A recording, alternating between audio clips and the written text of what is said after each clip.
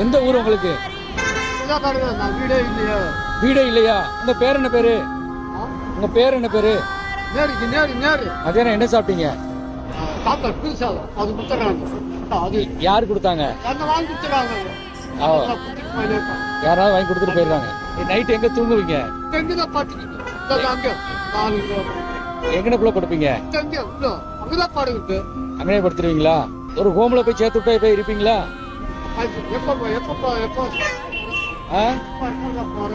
எப்ப வர சொன்னாலும் போறீங்களா? அந்த ஹோம்ல போய் இருந்தீங்கன்னா அங்க உங்களுக்கு சாப்பாடு தருவாங்க. அங்க நல்லா டிவி இருக்கும், ஃபேன் இருக்கும், டீ காபி பால் எல்லாம் தருவாங்க.